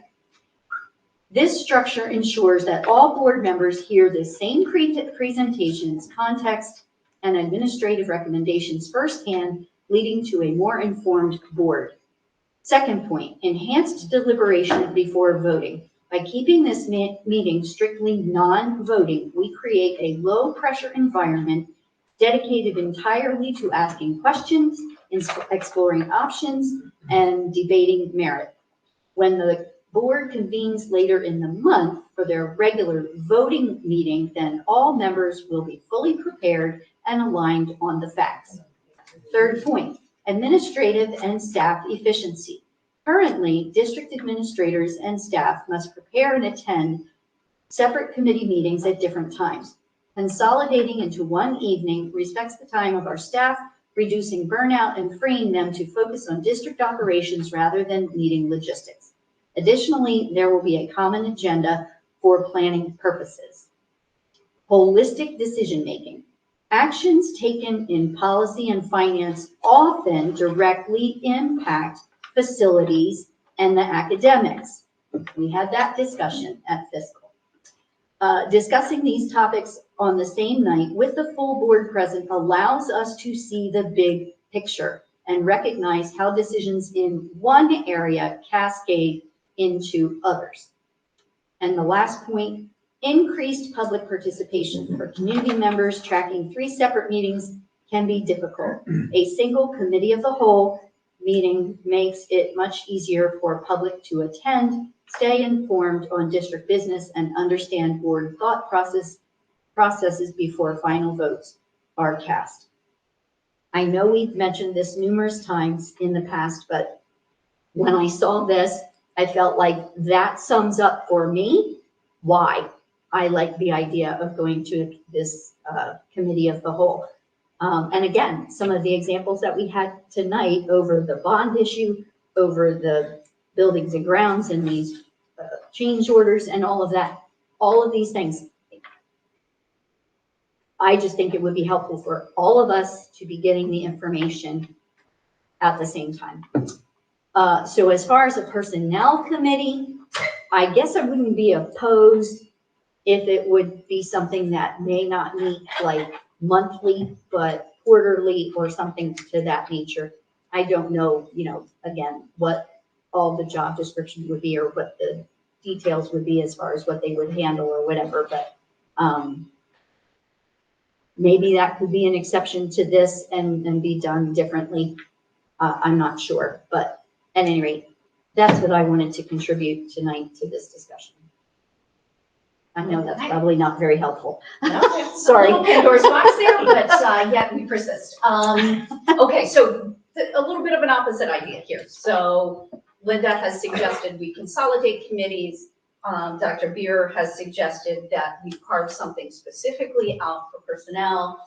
I'll hold my comments on committee as a whole. I don't think we're prepared necessarily to debate unless people want to debate that next time. I heard some snickering, so I'm not quite sure. So let's hear from some other people. We won't, do anything tonight. This is just discussion. it's discussion. No, there is no voting here tonight, so feel free to speak your mind. I value committee meetings. Granted, nobody comes to policy. It is what it is. But for the cell phone policies, there is an opportunity in some of our committee meetings to work directly with our stakeholders. When parents come and show up and we can work together on policy edits and they feel comfortable sort of shouting things out. It can be a little chaotic, but it feels a little bit more collaborative to me personally.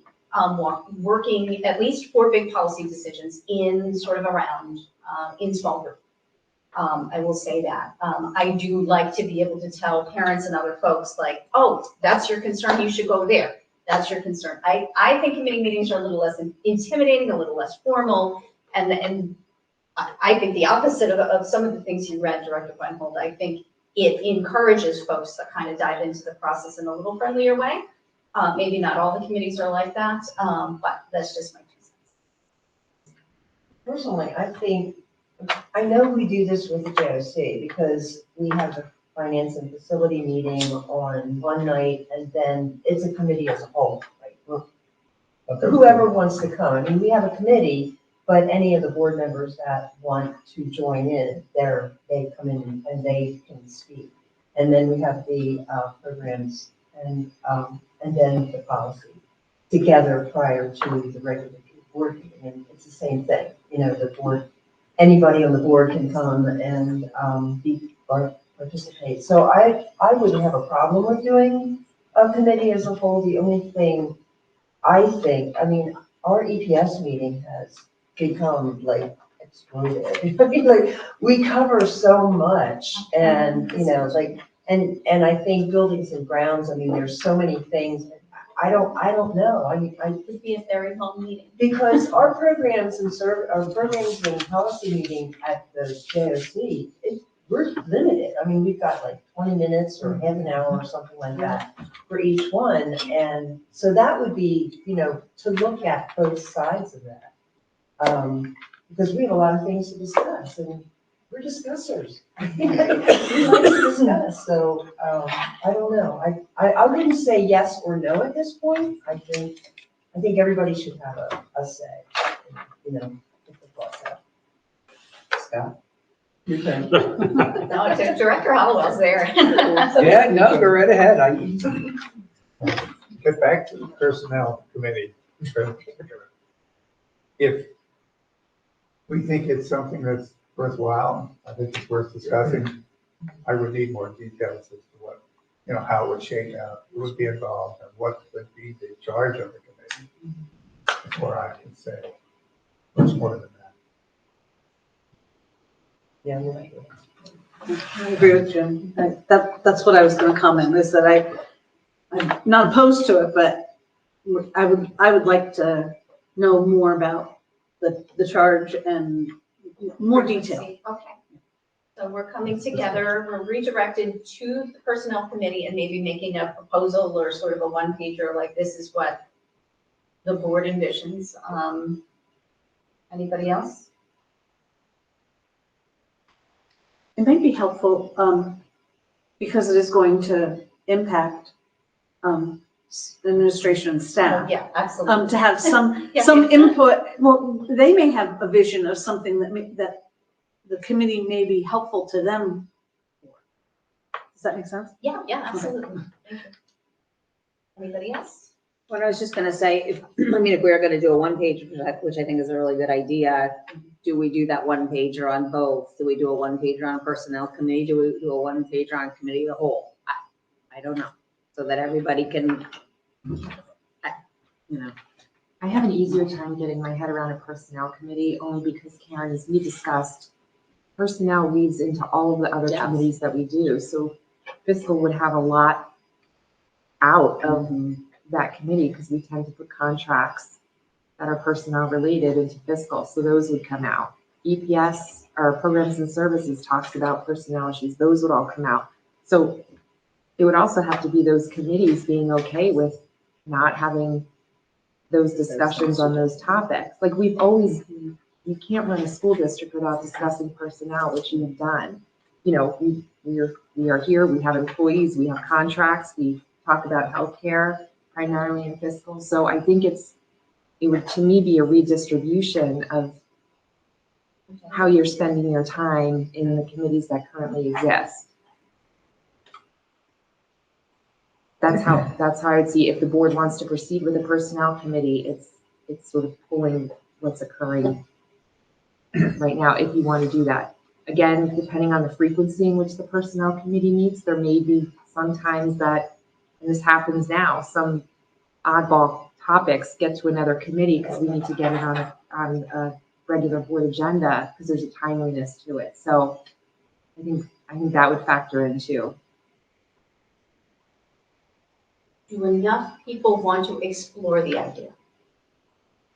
If you do not want to explore the idea, all right, so we will figure out who's going to do the exploration. I take it that's not going to be. It is not going to be. If the bag's under my eyes right now, do not tell their own story. How about the Okay. vice president?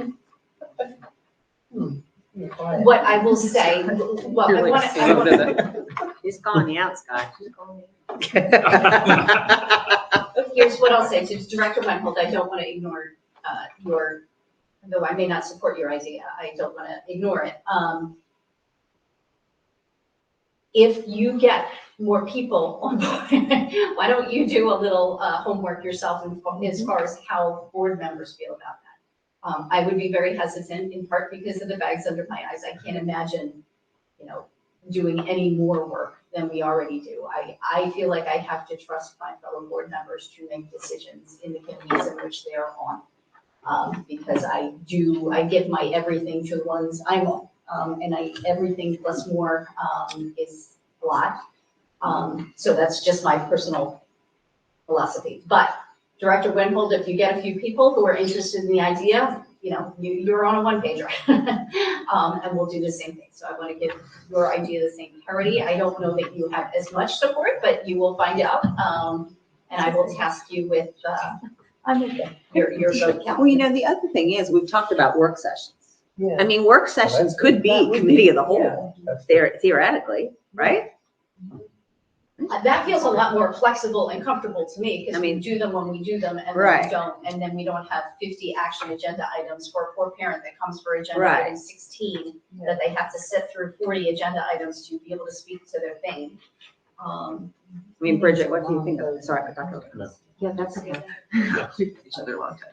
I would say committee of the whole, my concern would be that we may actually, as a board, discuss less than we do now. Like, I feel as though we meet often as a board, and we now live stream our committees, and we do have many board members that come to committee meetings that are not theirs. Programs and services usually has 6 board members. Fiscal can have 6, depending on what the topic. So to me, when I think of one board meeting, so, we have our voting meeting, and then there are districts that do a committee of the whole, like their first meeting and then their second meeting is voting, something like that. Right. I think to get through all the topics that all of you have to grapple with in the course of a month through your committees in one night, to me, is a little dizzying. Not that districts do it. Like, there are many districts that operate committee of the whole, and then they have a board meeting, and that's 2 meetings a month. We meet 4 Wednesdays a month, with various committees. So from a time perspective, when they were saying administrators meet less, absolutely. If we're talking meeting twice a month instead of 4 times a month, depending on what committees you are, yeah, that's a reduction. But I just don't know. I just can't envision, because my experience has been here with this board and how they like to discuss and operate, and things come through committee multiple times before they get to, and that's okay, before they get to a voting meeting. I can't envision it here. It doesn't mean it can't happen. It happens in many other districts. That's just when asked how I feel about doing that structure. On paper, it looks good to me. I Right. will have to go and observe one. Yep. I need to see how it works. Please just make it work. So, It sounds like Director Wenholt gave herself some homework.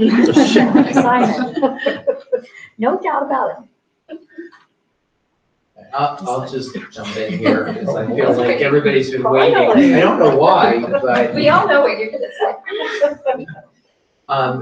I just want to say that I think it's fantastic when anybody tries to think outside of the box, because just because we've been doing something the same way for a long time, doesn't mean it's the best way. Doesn't mean that there aren't new ways and things that we can't learn from other districts, even other organizations, you know? So I just want to say that, you know, awesome. Let's all of us try to think outside of the box. And Director Wenholt, you're awesome for doing that. That being said, a committee of the whole is a horrible idea. Don't sugarcoat it. That's a way you really think, Scott. I feel the same way about committees. Now, from the standpoint of actually putting in less time, good idea. Just what Dr. O'Connell said. So if I wanted to be here less time, then I would be all in favor of it. And if I wanted to provide less opportunity for the community to engage with us, I'd be all in favor of it. If I was in favor of having less information presented to us on a monthly basis, I'd be all in favor of it. But if you just take a look at fiscal meeting 2 days ago was about 2 hours. EPS is 2 hours. Policy was probably an hour, right? You know, give or take. You know, so we start throwing, so right there, we're at 5 hours to cover 3 committees. So now let's throw, you know, so in order to cover the same amount of information, you're talking about a committee of the whole is going to have to plan to be meeting for somewhere 5 to 7 hours to cover the same amount of information. And just like, you know, was mentioned that, sorry, it's getting late. That was mentioned that, you know, if one person wants to come because of something we're discussing, but because we're combining it all together, a parent has to sit here through 3 or 4 hours before they get to the item that they wanted to hear about or discuss, you know, that doesn't seem to me to be very feasible. So I think that the only thing I can figure that these boards do, and Director Landis, you sort of mentioned it with the JOC, is it gets crammed in. It's like you get it in this amount of time or it's not getting discussed.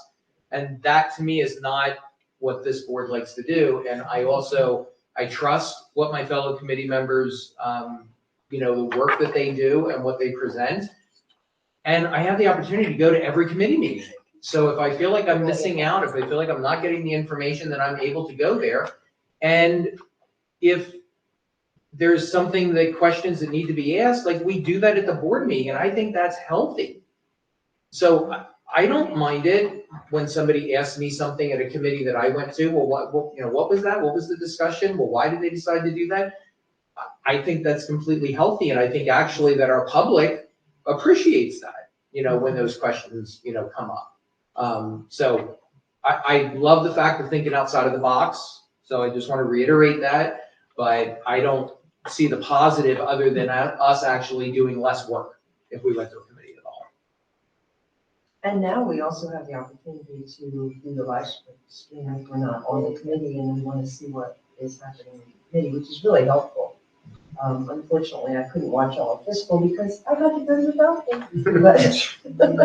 But yeah, actually, that was really helpful to be able to watch the beginning part of it and listen to all of your discussion on the bond issue. You guys really talk a lot, and you know, you really hash through things. And I wouldn't want that to stop. I wouldn't want that to be cut back. I mean, you know, it's 2 hours, but you get through a lot of stuff. So I don't know. I like the committee as a whole, and maybe maybe what we should think, I mean, is it because the other board members come and we're part of the audience rather than being part, like we don't really have a say at the committee? Is that something that maybe you want to change? I don't know. And I don't think so. No. If it's not broken, No, fix it. everybody is welcome to talk that come. And I didn't hear any talk, I didn't hear any of the public speak on Monday. Did you have? We had one member of the public, and she did speak. Oh. You were at the doctor's when she spoke. Yeah, you had, You know. she saved it for the end. Oh, Yeah, okay. But everybody Okay. gets to talk, Yeah. and the whole board votes because nothing, only things get moved to the board from the committee, from the committee level. Well, Don't kill it. I'm just giving my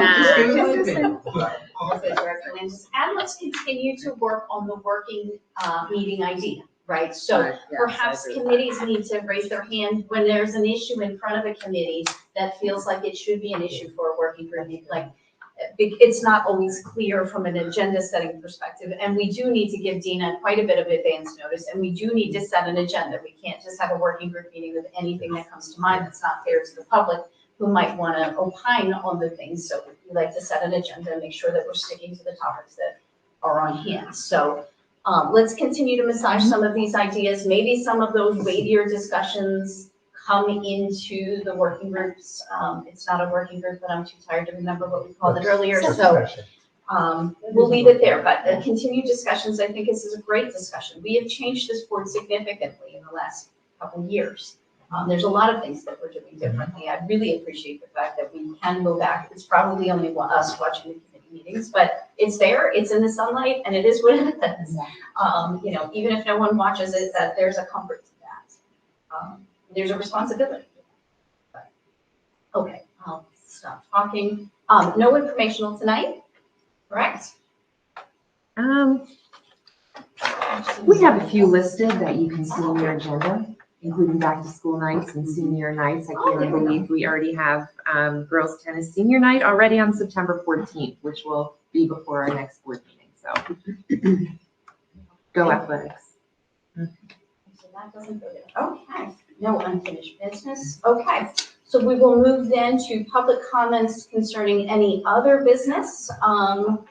We had no one sign up, so anybody remaining that would like to make a public comment?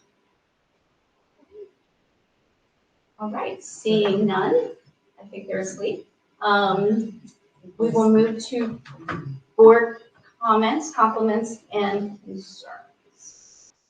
Where do I start? I always start with you, Dr. Vera, because it's easy. Yeah, there we go. Well, first of all, thank you everyone for the birthday wishes. When I think about birthdays, they have a way of making you stop, think about where you've been, what you are thankful for, and so what you're grateful for. So I just want to say, one of the things I'm especially grateful for is the people who make our schools what they are here in Palisades. We have wonderful teachers, wonderful administrators, staff who show up every day with a tremendous amount of dedication, care, and commitment to our students. The beginning of school year takes an incredible amount of work, much of it happening behind the scenes, and I think it's important that we recognize that. And there's definitely something special about the beginning of a school year. There's a definite sense of possibility, and that's certainly true for us this year. Classrooms are being prepared, teachers are thinking about their students and their instruction, administrators are solving 100 things at once, right, Dr. Donnelly? And our staff are making sure that everything's ready for students to walk through the doors. So as we start the school year, I just want to take a moment to say thank you to everyone who contributes to our schools. And I'm excited about what this year can bring and grateful that we can begin it together. Okay, so I'm going to go a little shout out to Al and his team of maintenance workers. I've been in at Durham Knox the last couple of days getting my classroom ready, and the building looks amazing. And also, just can't say enough about how helpful everybody is. There were a couple issues in my room, and they were taken care of the next day when I got in.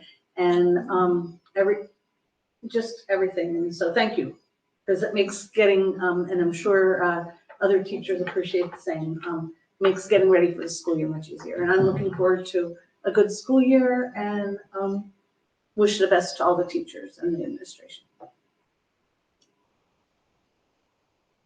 Yeah, I'd just like to add a little bit to what Karen said. It's not only the administration, the teachers and everything getting back into it.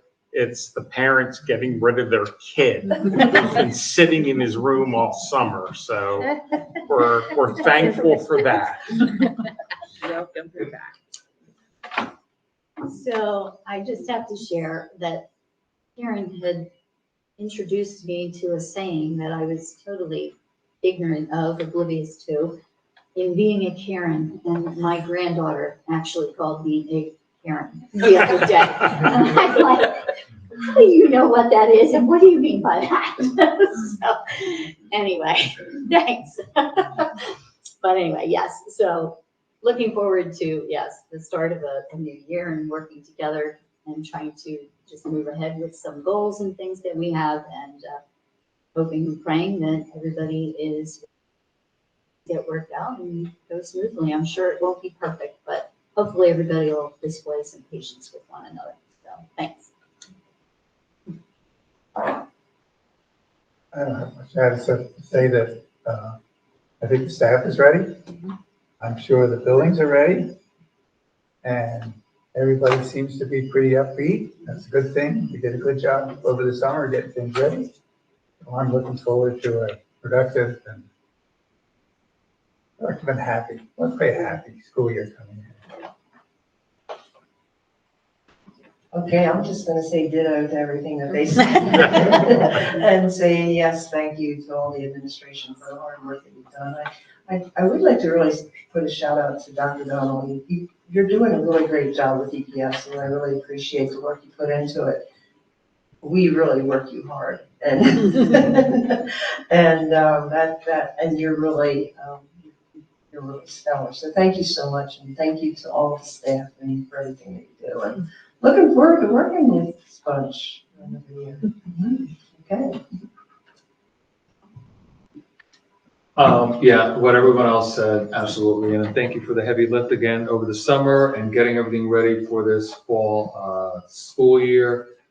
Look forward for this committee to do some great things, this board of directors to move forward. We have some heavy lifting to do this fall. So come prepared, come sharp. Let's get some work done. Thank you.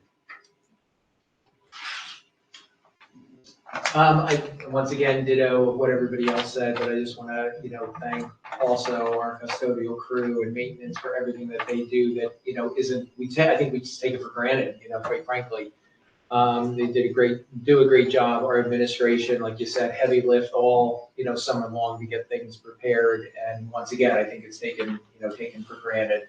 So, and certainly a warm welcome back to our teachers and all the things that wonderful things that they're going to do and the hard work they're putting in already without officially getting started, that, they're getting their classrooms ready and preparing for the year. And to our students, I wish them, although they may not all be excited to come back, wish them just, that they are able to grow and learn and explore and create wonderful memories that they won't appreciate now, but they will down the road. So, and I'm very thankful to just be one extremely minute part of that.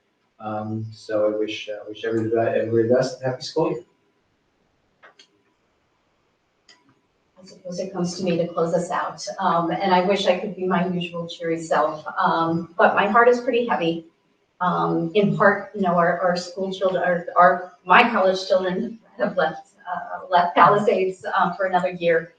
And that the juxtaposition of that with losing a member of our district, and there was another young woman who passed under similar circumstances in a terrible car accident north of us.